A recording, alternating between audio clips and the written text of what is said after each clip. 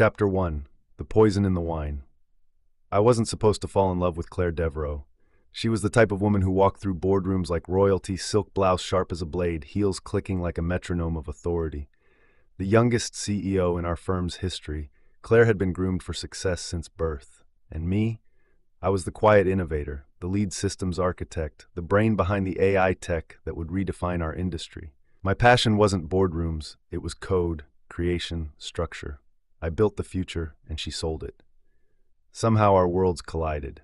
She said I grounded her, that I wasn't like the others who fawned over her title or fought to use her name for leverage. We kept our relationship quiet for 2 years.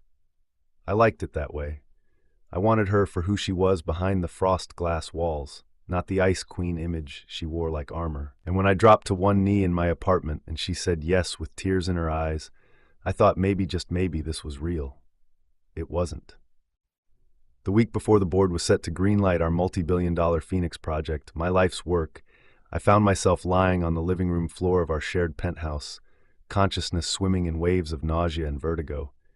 I had no memory of collapsing. One moment, I was sipping wine with Claire after dinner. The next, darkness. I woke up the next morning in bed, still dressed, my phone dead, and Claire gone. Odd. She never left without a note or a kiss. My laptop was untouched, or so I thought. Later that day, after forcing myself through a migraine and a thick mental fog, I opened the encrypted prototype files for Phoenix. They were corrupted, not misplaced, just gone. I froze. Claire was the only other person with remote access to that segment of the company's server. No one else had my authentication tokens. I dug deeper, my hands trembling with disbelief and something darker, fear, maybe. Logs showed an unauthorized login at 11:48 p.m. the night before. Someone had bypassed secondary security with a dummy session built from cloned credentials. My credentials. I spiraled into frantic damage control mode. Hours passed as I restored fragments, reran diagnostics, and rechecked backups. And as I reconstructed the trail, I found something that hit me harder than the missing code.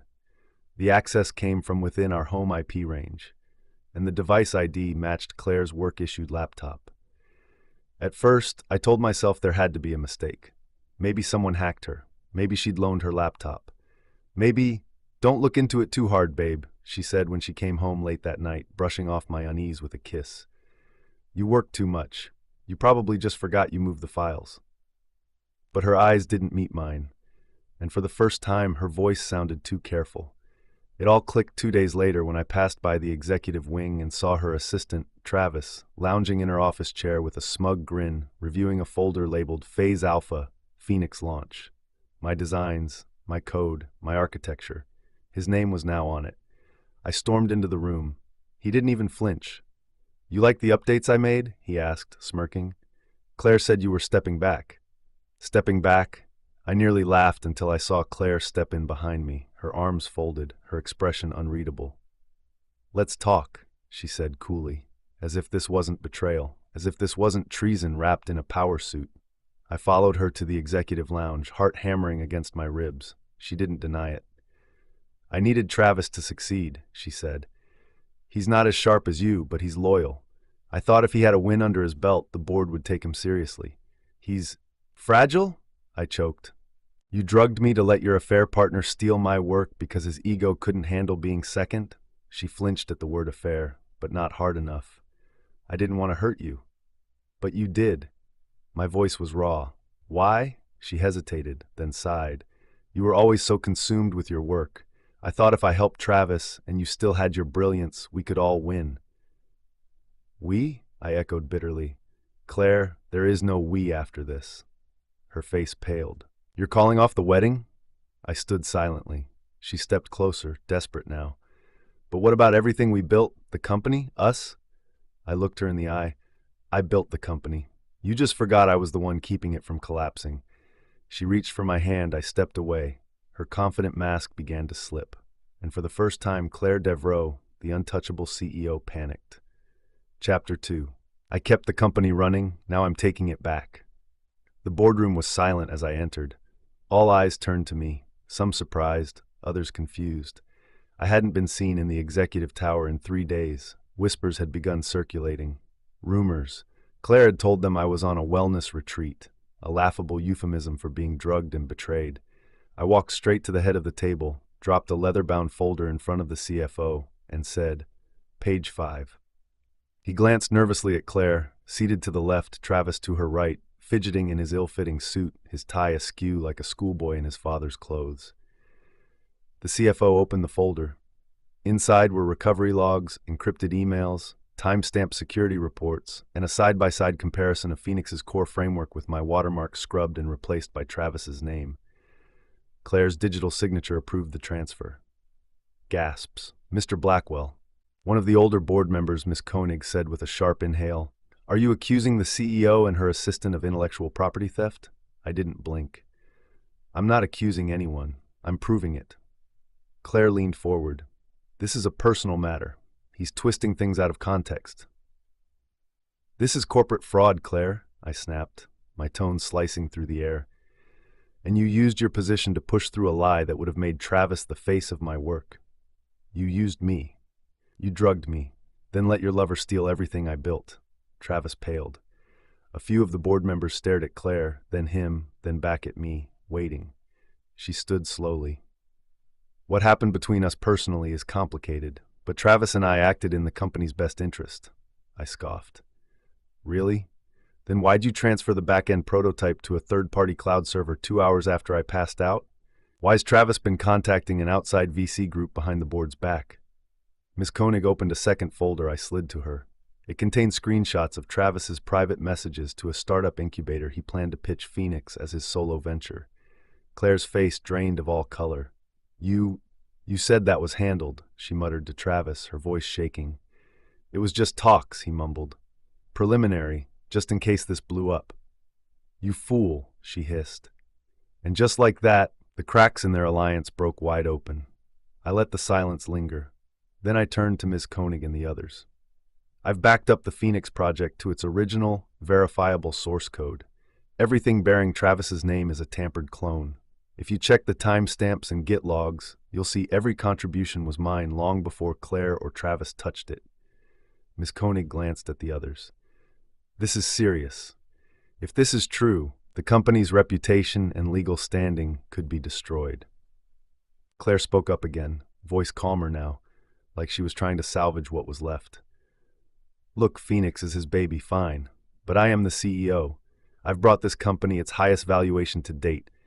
We can't unravel everything over one mistake." "One mistake?" I interrupted, voice rising. "This wasn't a lapse in judgment. This was betrayal, personal, professional, criminal. You don't deserve this company. You don't even understand what keeps it alive." I paused, letting my words sink in.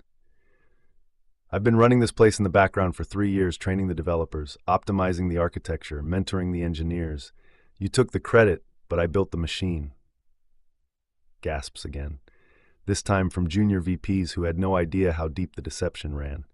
"I stepped back because I trusted you. I let you shine, and you used that to climb higher, then tried to throw me off the edge." Claire swallowed hard. Miss Koenig cleared her throat. "Given the seriousness of these claims, I motion we hold an emergency executive vote pending legal review for temporary CEO reassignment until a formal investigation is conducted." The room buzzed. Claire looked around, her hands trembling slightly. You can't just replace me over this." "You drugged an executive team member," someone said. "You tried to sell the company's biggest asset to an outside group. You lied to the board." Each voice piled on like a landslide. Claire turned to me, wide-eyed. "Zane, don't do this. Don't let them." "I'm not doing anything, Claire. You did this to yourself." 10 minutes later, the board voted to place her on indefinite administrative leave. Travis was escorted out by security. Claire stood there as I walked out of the boardroom, not as a man scorned, but as a builder reclaiming what was his. She whispered as I passed her, "I didn't think you'd ever turn on me." I paused, looked her dead in the eye. "I didn't turn on you. You pushed me." Then I walked out, and her kingdom began to crumble behind me. Chapter 3. Rebuilding the Throne. They tried to steal. The silence in the office the next morning was almost reverent. Whispers followed me from the elevators to the executive floor, not the kind laced with scandal, but awe. People watched as I walked through the halls, the man they thought was just a shadow behind the throne. Now they saw the architect of it all. I didn't need Claire's corner office. I took my seat in the operations wing where the real work was done and summoned the department heads for a meeting. This company isn't broken, I told them, but its leadership was. We're going back to our roots: transparency, integrity, and innovation. I saw the nods, the tension easing from their shoulders. They'd felt it too, the cold command Claire ruled with, the favoritism she'd shown Travis, the stifling of innovation if it didn't come from the chosen few. They were waiting for someone to bring the soul back to the machine. I worked 16-hour days that week, not out of revenge, but restoration. We scrubbed every code base, every external communication Travis had touched. I fired 3 mid-level managers who had collaborated with him under the table and promoted 2 engineers Claire had routinely overlooked. We didn't just salvage Phoenix, we upgraded it. Our launch was quiet but explosive. Tech blogs raved about the system's agility, our top investors doubled down, and the VC group Travis had been courting, I bought them out and shut the pipeline he tried to open. Claire's name was nowhere on the press release. But I didn't bask in the victory. Not yet. Something still hung in the air unfinished. She reached out 3 times, emails, a voicemail. The first was professional. We should talk about what's next. We can still find common ground. The second was pleading. I miss you. I made a mistake. I didn't mean for it to go this far. The third sounded like her. Zane, I never stopped loving you. I panicked. I let fear make the worst decisions of my life. Please, just meet with me. I ignored them all until the 4th message came, delivered by courier, her handwriting on thick stationery. No lies, no excuses, just one line.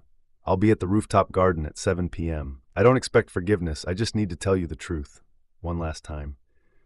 I nearly tore it in half, but curiosity, no, closure dragged me there. The sun was bleeding gold over the skyline as I stepped onto the rooftop. Claire stood in a white coat, wind pulling at her hair. She looked smaller, softer. The woman I once knew, not the one who betrayed me. I wasn't always like this, she began, not looking at me. You know that, right? I said nothing. My father ran corporations like empires. He taught me early, show no weakness, trust no one. When I met you, you ruined that. You were different, real. I didn't know how to handle it. I thought if I kept power in one hand and love in the other, I could balance it.